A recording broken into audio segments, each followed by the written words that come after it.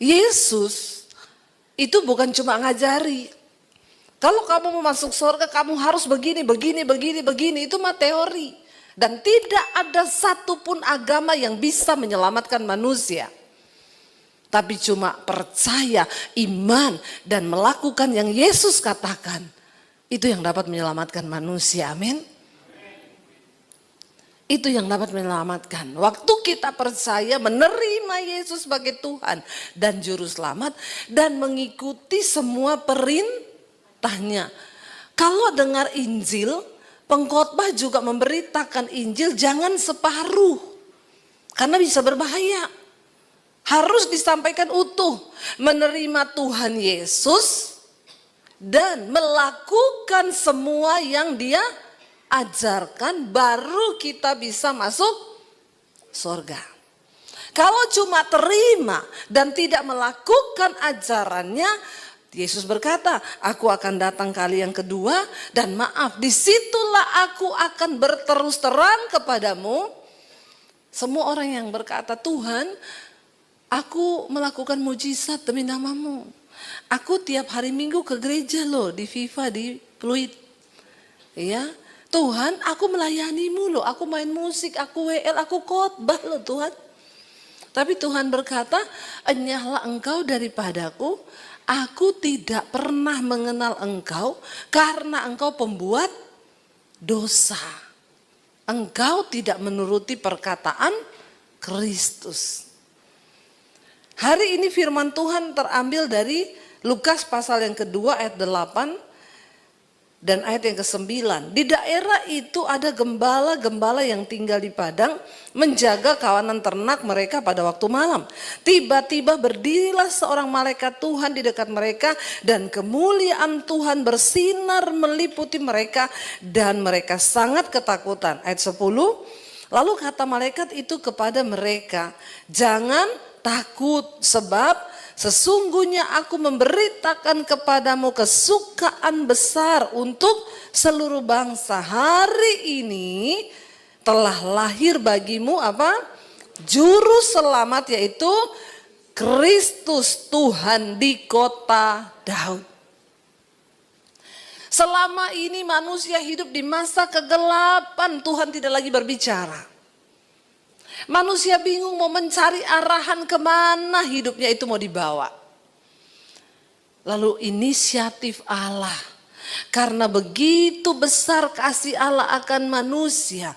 Ya, sehingga ia memberikan anaknya yang tunggal. Dirinya sendiri yang turun ke dalam dunia untuk menyelamatkan kita. Dan Yesus harus mati di atas kayu salib. Kenapa? Karena nyawa gantinya nyawa. Amin.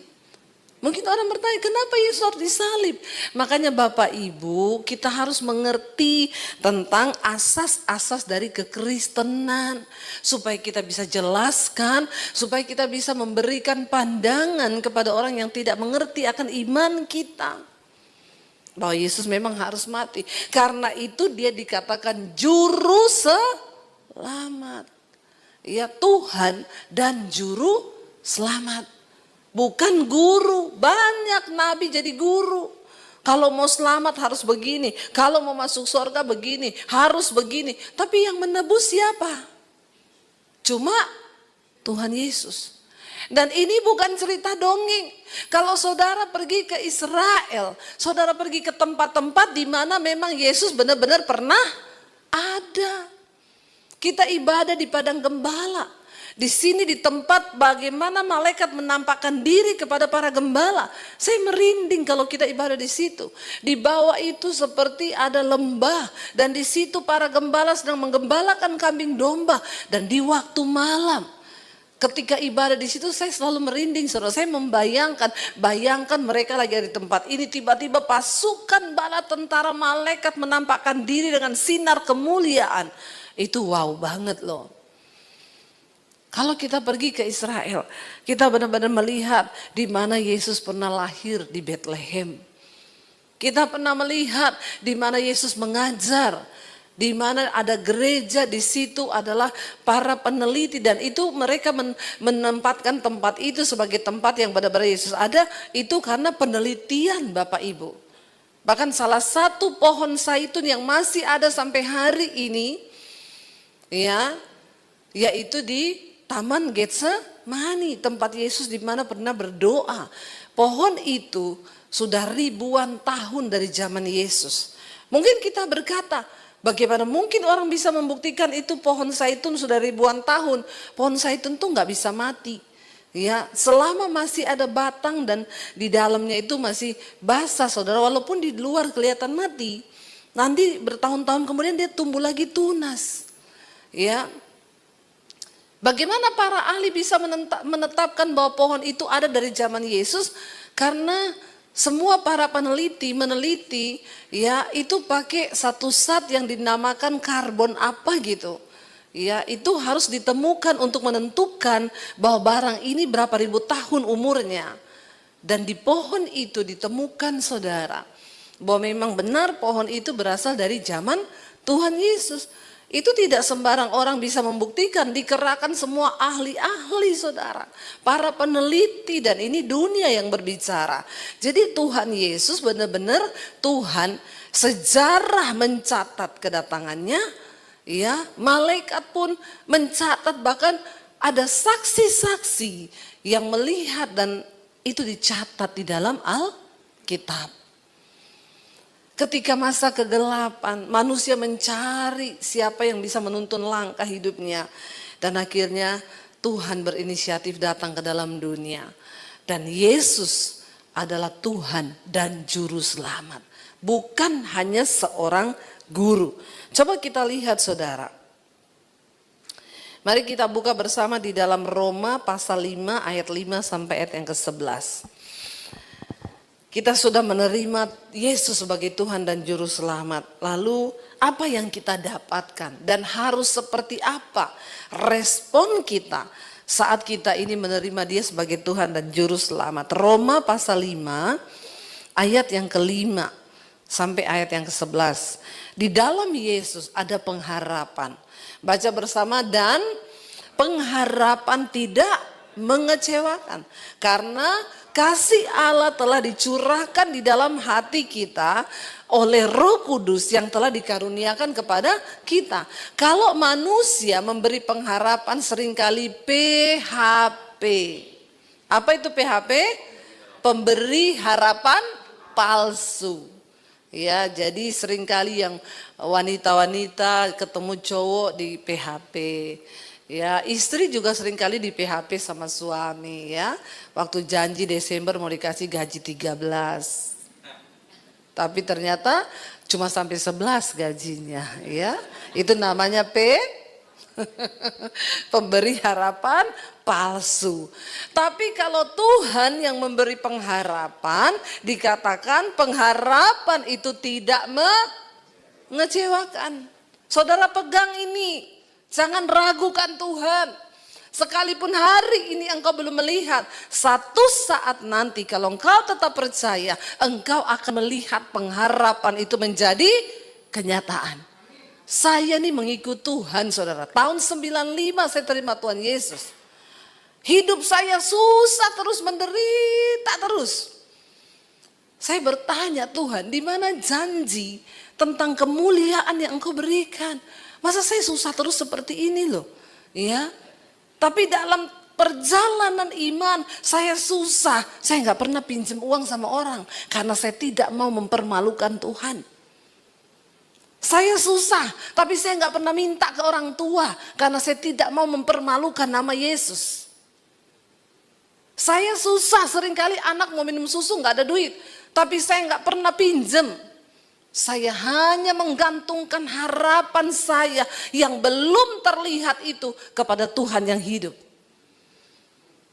Amin, saudara. Dan Tuhan memberikan, menggenapi janjinya bukan kepada sembarang orang. Hanya kepada orang-orang yang memang imannya benar-benar terbukti. Karena itu buktikan kemurnian imanmu kepada Tuhan. Sebab satu hal pegang, pengharapan dalam Kristus itu tidak pernah mengecewakan. Kau berharap sama kakak iparmu pasti kecewa. Kau berharap mertuamu pasti kecewa. Kau harapkan manusia pasti kecewa. Tapi berharap sama Tuhan tidak pernah kecewa. Karena dia bukan PHP, saudara. Nah, dikatakan di sana coba ya, karena pengharapan tidak mengecewakan sebab kasih Allah itu telah dicurahkan oleh Roh Kudus yang telah dikaruniakan kepada kita. Dan apa? Karena waktu kita masih lemah, Kristus ya telah mati untuk kita orang-orang durhaka pada waktu yang ditentukan oleh Allah. Dan ayat selanjutnya dikatakan di sana, sebab tidak mudah seorang mau mati untuk orang yang benar, tapi untuk orang yang baik ada orang yang berani mati. Tetapi Kristus dikatakan Allah menunjukkan kasih-Nya kepada kita oleh karena Kristus telah mati untuk kita ketika kita masih berdosa. Saudara, untuk orang benar jarang ada orang yang mau mati. Misalnya kita tahu ada orang benar dia disalahkan. Ya, jarang ada orang mau pasang badan, saya mau pasang badan buat dia karena dia benar. Apa sih kepentingannya? Ya, lu mau disalahin, lu benar, aku nggak peduli karena sekarang sifat manusia adalah nggak mau ikut-ikut. Walaupun lu benar, aku nggak mau deh ikut-ikut, nanti aku terseret. Iya apa iya?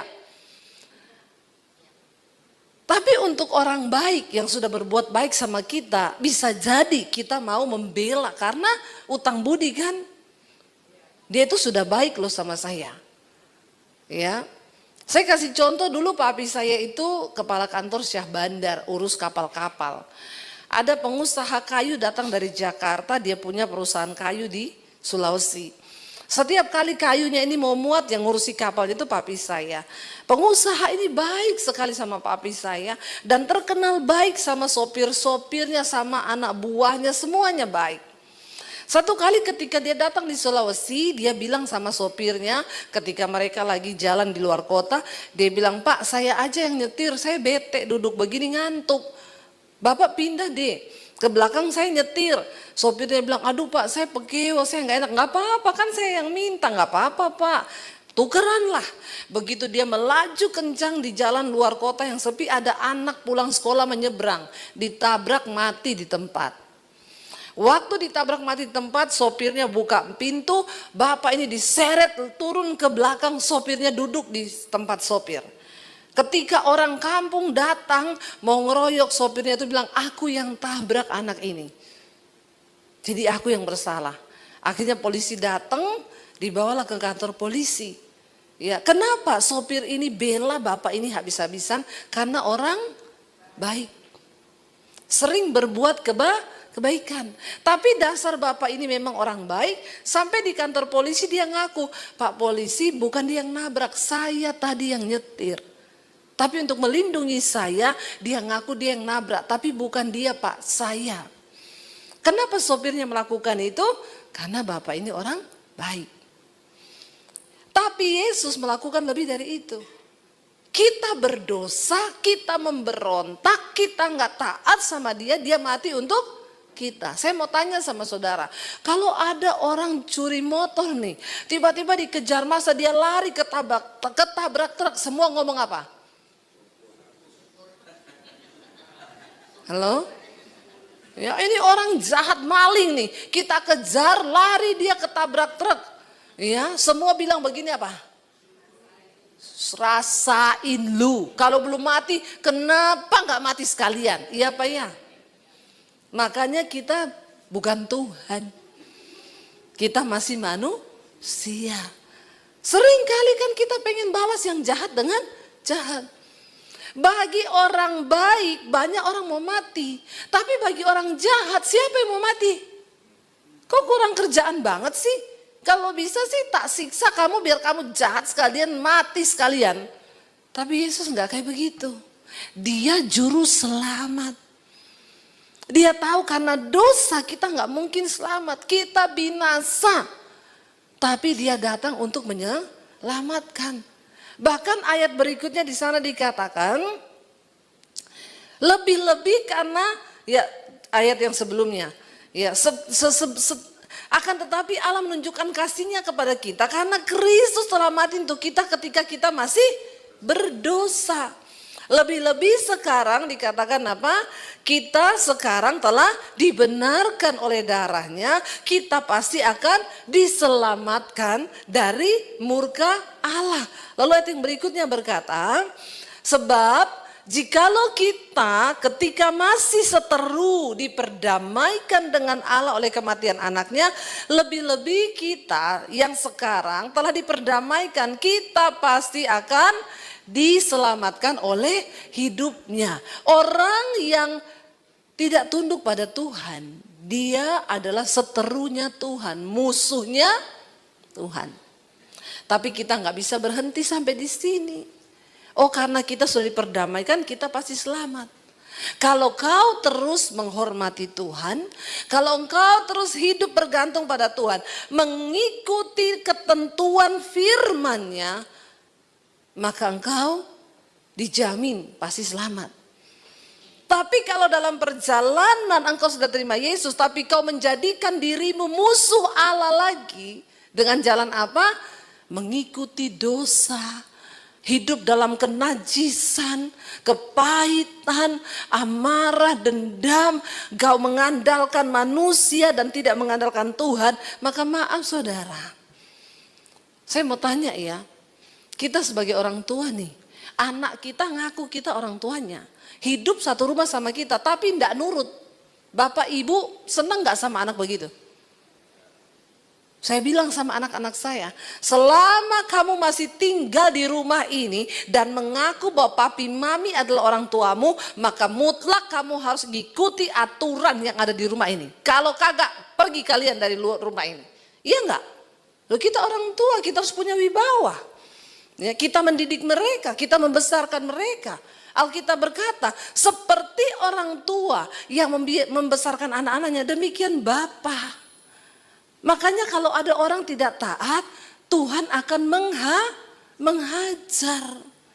Kalau engkau dihajar oleh Tuhan, kena masalah, kena ini dalam hidupmu, bertobat. Karena nggak ada bapak yang tidak mau terima kembali anaknya asal mau bertobat. Jangan separuh memberitakan Injil, harus tetap sampai di pertobatan. Kalau sekarang Injil dipotong, oh nggak apa-apa, berdosa Tuhan menerima, pret. Emang siapa lu main-main sama Tuhan? Kita aja manusia nggak mau dipermainkan, apalagi dia Tuhan. Hormati Tuhan. Saya itu udah berkali-kali ketemu orang hidupnya penuh masalah, terkutuk, dimurkai Tuhan. Kenapa? Bermusuhan dengan Tuhan. Ada orang datang sama saya, Bu, saya ini hidupnya terlilit hutang, penuh masalah. Saya tanya, Bapak sungguh-sungguh hormati Tuhan. Saya sih masih merokok, beberapa kali saya selingkuh. Ya pantesan hidupmu sial. Terus-terusin aja dosamu, saya bilang, biar kau sial terus. Pilihlah untuk bertobat, jangan main-main dengan Tuhan. Hormati Tuhan supaya hidupmu diberkati. Amin. Ya, kalau enggak sudah enggak bisa. Engkau akan memasuki tahun 2025, sudahlah stop melakukan dosa. Hidup menghormati Tuhan. Bukan berarti dengan menghormati Tuhan kita sudah tidak bisa berdosa. Kita masih bisa berdosa karena kita masih manusia. Tapi sikap hati yang menghormati Tuhan itu Tuhan lihat. Kita selalu ada pertobatan. Kita selalu pengen menyenangkan hati Tuhan. Mari di tahun yang baru kita semakin lebih lagi pengen hidup menyenangkan Tuhan. Amin. Jangan jadi orang Kristen biasa-biasa aja. Anak-anak muda buka mata. Ya, ini masa depan gak akan semakin baik loh. Dunia ini tidak baik-baik saja loh kata firman Tuhan. Ya. Kalau kau tidak takut Tuhan, imanmu enggak kau bangun, enggak pernah baca Alkitab, bagaimana kau bisa ngerti masa depanmu? Karena firman Tuhan ini pedoman kehidupan yang akan menuntun hidup kita. Ya, dunia boleh berubah, segalanya boleh berubah, tapi orang yang menghormati Tuhan, yang mengandalkan Tuhan dikatakan akan diberkati Tuhan. Dunia boleh resesi, dunia boleh bergoncang, tapi kau hormat. Saya bilang sama anak-anak saya, nak, hormati Tuhan. Seringkali anak-anak saya mengeluh, Mam, oh ya lihat kehidupan dunia kayak begini nih, oh ya mau kerja apa ke depan ya, lihat kayak begini. Saya bilang satu saja, saya mau bilang sama kalian, hormati Tuhan. Waktu kamu menghormati Tuhan, ada 1001 macam jalan Tuhan untuk memberkati hidupmu. Tidak usah takut, yang penting engkau menghormati Tuhan. Kenapa? Firman Tuhan tidak pernah bohong. Dia bilang diberkatilah orang yang mengandalkan Tuhan. Tapi terkutuklah orang yang mengandalkan manusia. Mengandalkan kekuatannya sendiri. Kau boleh belajar yang pinter anak-anak. S1, S2, S3, S7, S21 kayak Samsung, S23. Bisa boleh. Tapi jangan pernah engkau andalkan kepandaianmu. Bersandar dan bergantunglah hanya kepada Tuhan. Sebab orang yang mengandalkan Tuhan, mereka akan diberkati oleh Tuhan. Amin. Hormati Tuhan. Bagaimana cara menghormati Tuhan? Beresin dosamu. Tinggalkan dosa itu. Berlutut di bawah kaki Tuhan. Dan hidup menyenangkan hati Tuhan. Dikatakan di sana, ya Tuhan pasti akan menyelamatkan kita. Kita baca lagi satu yang ayat terakhir. Titus 2 ayat 11 sampai ayat 15. Setelah kita menerima Yesus sebagai juru selamat, apa yang harus kita lakukan? Titus 2 ayat 11 sampai ayat yang ke-15. Dikatakan di sana, karena kasih karunia Allah yang menyelamatkan semua manusia sudah nyata. Ya, kita diselamatkan dalam kasih karunia, sudah nyata. Lalu untuk apa Tuhan menyelamatkan kita, menerima kasih karunia itu? Baca bersama, ia apa? Mendidik kita supaya kita meninggalkan kefasikan dan keinginan-keinginan duniawi, dan supaya kita hidup bijaksana, adil, dan beribadah di dalam dunia sekarang ini. Anak muda jangan kau pikir tidak perlu beribadah.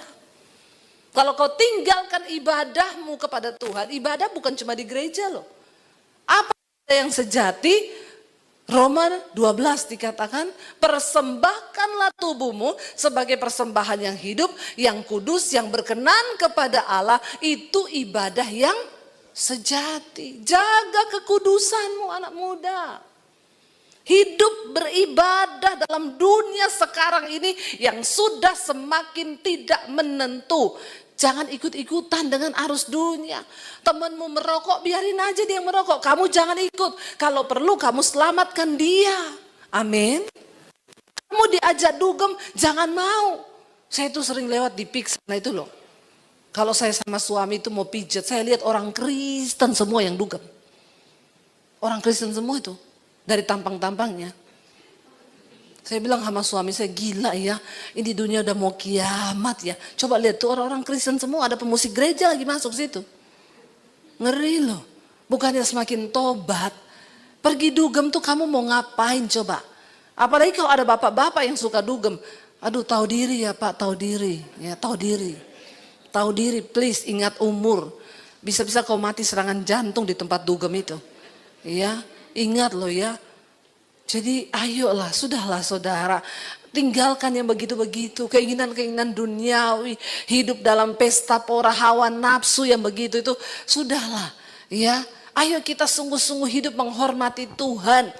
Ya, enggak takut apa ya, kita ini sedikit aja ke tempat begitu, coba ingat tiba-tiba Tuhan datang, kau lagi dugem.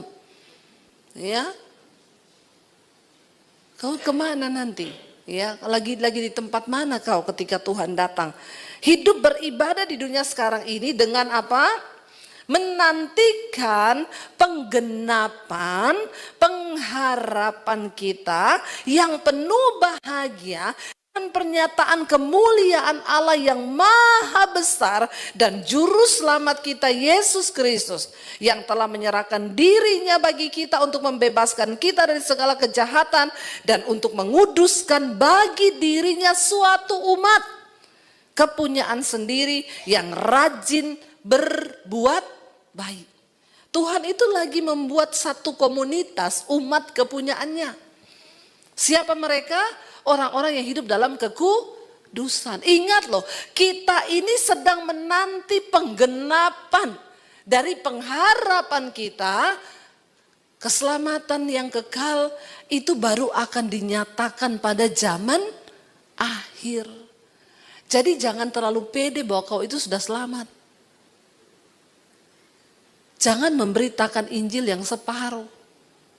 Yesus datang membawa keselamatan bagi orang yang sungguh-sungguh percaya, menerima dia dalam hati. Waktu kau bilang kau menerima, berarti kau cocok, kau klik, engkau sepakat dengan seluruh pengajaran Kristus dan engkau melakukan itu. Katakan amin. Bukan cuma masuk gereja tiap minggu. Ada orang Kristen yang bangga, saya nggak pernah alpa loh Bu. Setiap minggu saya pasti ke gereja 2 jam.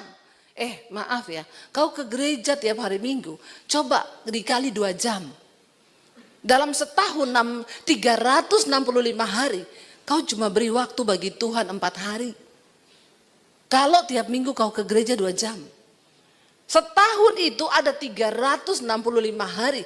Kalau cuma ke gereja 2 jam berarti 4 hari kau berikan buat pertumbuhan imanmu. Yang 361 harinya kemana? Mati enggak manusia rohmu? Mati, binasa. Tidak cukup Bapak Ibu cuma jadi Kristen tok. Enggak cukup. Ya. Saya percaya dengan adanya YouTube ini juga adalah penggenapan firman Tuhan. Sampai Injil keselamatan itu diberitakan ke segala bangsa. Barulah Tuhan akan datang. Kenapa harus didengar? Ya, karena bagi orang yang percaya, iman timbul dari pendengaran. Pendengaran akan firman Tuhan. Ya, ayo kita mulai bangun iman kita hari-hari ini. Karena Tuhan sedang mengumpulkan umat kepunyaannya. Dikatakan kepunyaannya sendiri yang rajin berbuat baik. Lalu yang terakhir dikatakan, beritakanlah semuanya itu, nasihatilah dan yakinkanlah orang dengan segala kewibawaanmu. Janganlah ada orang yang menganggap engkau rendah. Selama Tuhan masih kasih waktu, ayo saudara, nasihati orang-orang yang hidup dalam dosa. Suruh mereka kembali kepada Tuhan. Selama masih ada waktu. Katakan, percayalah Yesus adalah juru selamat. Kalau kita percaya, kita menerima dia, mengikuti semua apa yang dia katakan, maka kita akan beroleh surga yang mulia. Saya undang para imam musik maju ke depan. Saya percaya Bapak Ibu, ketika kita ini mau sungguh-sungguh mengikut Tuhan, ketika kita ini mau sungguh-sungguh berjalan bersama dengan Tuhan, maka kita akan melihat bahwa Tuhan itu akan menyertai kita. Mari saudara Bapak Ibu, mari kita tutup mata dalam hadirat Tuhan. Hari-hari ini minta kasih Tuhan untuk penuhi rumah tangga kita. Minta anugerah Tuhan untuk memampukan kita boleh kembali saling mengasihi. Agar firman Tuhan tergenapi dalam rumah tangga kita. Sebab peran suami dan istri itu akan sangat besar terhadap anak cucu kita. Berkat atau kutuk itu ada di tangan kita suami istri terhadap keluarga kita. Mari biar kita berdoa hari ini. Tuhan beri kita kekuatan dan kemampuan untuk boleh hidup saling mengasihi, saling mengampuni, dan saling melayani. Kami berdoa, hamba berdoa Tuhan, patahkan setiap kutuk yang ada dalam rumah tangga. Perkataan-perkataan yang kasar, yang pernah keluar dari mulut kami Tuhan terhadap pasangan kami, ampuni kami Tuhan. Kami cabut semua perkataan itu terhadap anak-anak kami. Kami cabut Tuhan. Kami berdoa biar anugerah Tuhan turun atas rumah tangga kami. Biar belas kasihan Tuhan tercurah sehingga rumah tangga kami menjadi rumah tangga yang dipulihkan oleh Tuhan. Hamba sudah selesai berbicara, Roh Kudus materaikan firman ini di dalam hati dan hidup setiap kami jemaat-Mu. Di dalam nama Tuhan Yesus kami berdoa dan kami bersyukur. Yang percaya diberkati Tuhan katakan bersama, amin. Kami tidak mau berjalan tanpa penyertaan-Mu Tuhan. Amin. Kami perlu Engkau di hidup kami Yesus.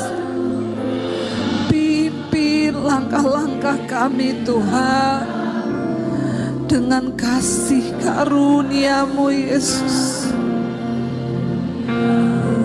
Pimpin langkah hidup kami Tuhan. Setiap waktu berjalan dalam Roh-Mu. Yes Lord Jesus. Nyatakan Tuhan kemuliaan-Mu dan berjalanlah denganku. Mari tutup mata dalam hadirat Tuhan saudara. Bilang pada Tuhan, kami perlu Engkau. Kami tidak bisa berjalan di hidup ini tanpa Tuhan. Kami perlu Tuhan dalam hidup kami. Kami perlu Engkau lebih dari pertolongan-Mu Tuhan. Kami butuh pribadi-Mu hari ini. Pegang tangan kami. Kami mau bertobat hari ini Tuhan. Kami tidak ingin menjadi orang yang keras kepala, yang tegar tengkuk sehingga Tuhan tidak dapat berjalan bersama kami. Kami mau bertobat Tuhan. Kami tanggalkan setiap dosa-dosa kami. Kepahitan, kemarahan, kekhawatiran. Kami tanggalkan setiap kenajisan, persinahan, perselingkuhan. Rokok, judi, minuman keras, apapun yang tidak berkenan di mata Tuhan. Kami mau buang itu semua jauh-jauh. Biar kami menata hidup semakin bijaksana lewat firman Tuhan yang kami lakukan di hidup kami. Firman-Mu itu petunjuk bagi jalan-jalan hidup kami Tuhan. Kami akan berbahagia ketika melakukan firman Tuhan. Karena Engkau yang sudah berjanji dan Engkau tidak pernah menarik kembali setiap firman yang Engkau ucapkan. Bawa kami Tuhan untuk sungguh-sungguh bertobat supaya anak cucu kami juga boleh berbahagia karena iman kami di hadapan Tuhan. Kami perlu kasih karunia Tuhan. Ada begitu banyak persoalan yang mungkin kami hadapi hari ini. Tapi ketika Tuhan beserta dengan kami, Engkau pegang tangan kami, ada damai sejahtera di hidup kami Tuhan. Ada kekuatan yang melimpah dari Tuhan di hidup kami. Terima kasih Bapa. Karena itu kami naikkan doa ini di hadapan Tuhan. Sekali lagi angkat tanganmu saudara. Naikkan pujian ini sebagai doa kita di hadapan Tuhan. Tidak selamanya kita harus mengerti jalan Tuhan. Tapi untuk selamanya kita harus belajar percaya kepada Tuhan. Sekalipun mengikuti jejaknya itu berat. Seringkali apa yang kita mau secara daging tidak terjadi. Tapi percaya saudara, waktu kau ikut jejaknya Tuhan. Ayub berkata begini saudara. Perintah dari bibirnya tidak kulanggar. Dalam sanubariku kusimpan ucapan mulutnya. Mari dengarkan firman Tuhan dan simpan itu dalam hatimu. Waktu engkau menyimpan firman dalam hatimu, maka firman itu yang akan menuntunmu saudara. Untuk mulai mengikuti kehendak Tuhan. Waktu kau simpan firman dalam hatimu, maka firman itu yang akan berkuasa membawa engkau sampai pada tujuannya Tuhan. Karena firman itu berkuasa dan Firman itu dikatakan akan mengerjakan setiap apa yang disuruhkan Allah untuk terjadi dalam hidup kita. Bahkan Ayub berkata begini, tetapi Tuhan itu tidak pernah berubah. Siapa dapat menghalangi Tuhan? Perhatikan saudara, kalau hari ini engkau belum mencapai satu tujuan di hidupmu, jangan salahkan orang lain. Jangan pernah salahkan gara-gara dia ini, saya nggak bisa dapat ini. Jangan pernah salahkan nih gara-gara dia ini, sampai saya hari ini harus begini. Waktu Tuhan yang menentukan untuk engkau dapat mencapai sesuatu, maka dikatakan tidak ada yang bisa menghalangi Tuhan. Tidak ada yang dapat menghalangi kuasa Tuhan yang besar untuk membawa engkau digenapi janji itu dalam hidupmu. Gak ada. Tidak ada satu manusia yang berkuasa pun saudara, yang dapat menghalangi jalan Tuhan atas hidupmu. Bagian kita cuma duduk di kaki Tuhan dan belajar percaya. Ajar kami memahami Tuhan, apa maksudmu dari setiap ujian ini. Waktu kau tahu bahwa ayat ini berkata, siapa dapat menghalangi Tuhan? Karena itu saya selalu belajar untuk menerima bahwa kenyataan apapun yang kita hadapi hari ini itu seizin Tuhan. Dia tidak pernah terlalu cepat. Tuhan gak pernah buru-buru saudara. Walaupun kita udah gebelet banget pengen dapetin itu, tapi Tuhan bilang tunggu. Kalau aku belum berkata, itu gak akan terjadi. Waktu kita mengerti cara Tuhan ini, kita nggak mudah menyalahkan orang lain gara-gara dia itu. Sampai saya nggak bisa begini, gara-gara dia itu. Stop. Karena Tuhan, kalau dia sudah menetapkan sesuatu, ayat ini berkata, tidak ada satu pun yang dapat menghalangi Tuhan. Tidak ada satu kuasa pun yang dapat menghalangi kehendak Tuhan terjadi. Apa yang dikehendakinya, perhatikan. Ayat ini berkata begini saudara. Baca bersama. Apa yang dikehendakinya dilaksanakan juga. Karena apa? Ia akan menyelesaikan apa yang ditetapkan atasku, dan banyak lagi hal yang serupa yang dimaksudkannya. Tuhan akan melaksanakan ketetapannya atas hidup kita. Hari ini bagian kita berkata, Tuhan, tuntun aku berjalan di dalam jejak-Mu. Hari ini banyak hal yang tidak kami mengerti. Waktu-waktu ke depan mungkin masa yang suram, kekelaman. Tapi waktu Engkau datang dan berkata pada Tuhan, aku mau Tuhan ajar kami memahami semua rencana-Mu atas hidup kami. Maka dia Tuhan yang turut bekerja mendatangkan kebaikan atas hidup kita. Bangkit berdiri bersama saudara. Angkat hatimu pada Tuhan. Serahkan hidupmu kepada Tuhan malam ini. Ini adalah titik balik. Bilang Tuhan, biar malam ini mencari titik balik hidupku kepada Tuhan. Kami datang Tuhan, memberi hidup kami kepada-Mu. Bahwa lidah kami hanya memuji. Yes, Tuhan.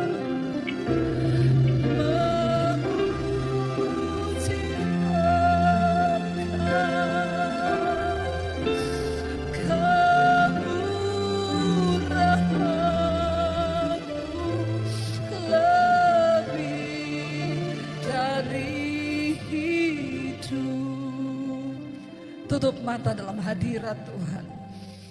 Bapa, lihat setiap hati kami malam ini. Kami datang Tuhan.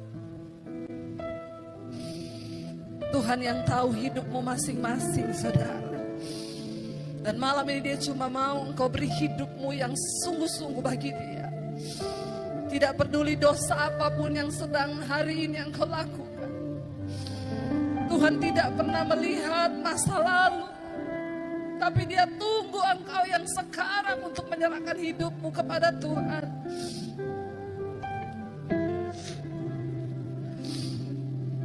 Ini hidup kami Tuhan Yesus. Berapa banyak di antara saudara yang mau sungguh-sungguh menyerahkan hidupmu pada Tuhan? Angkat tanganmu di tempatmu, saya akan berdoa. Tuhan, Engkau melihat setiap tangan kami yang terangkat kepadamu Tuhan. Ini kami di atas kota Palangkaraya ini Tuhan. Kami datang menyerahkan hidup kami kepada Tuhan. Biar kemurahan-Mu nyata di hidup kami Bapa. Ya Yesus, kami tahu malam hari ini surga bersorak-sorai melihat setiap anak-anak-Mu datang menyerahkan hidup mereka kepada Tuhan. Jesus, sebab tidak ada persembahan yang menyenangkan hati Tuhan selain persembahan hidup yang kudus dan yang berkenan kepada Allah. Apapun keadaan kami malam ini, kami mau berkata sekali Yesus, kami mau tetap pilih Yesus saja dalam hidup kami. Tuhan, apapun yang sedang mereka alami dalam hidup mereka malam ini, hamba percaya Engkau yang Maha Tahu. Yang terikat dengan dosa sudah dilepaskan dalam nama Tuhan Yesus. Yang sakit malam ini Tuhan sembuhkan dalam nama Yesus. Yang mengalami pergumulan yang berat malam ini Tuhan lepaskan dalam nama Yesus. Kami mau berkata malam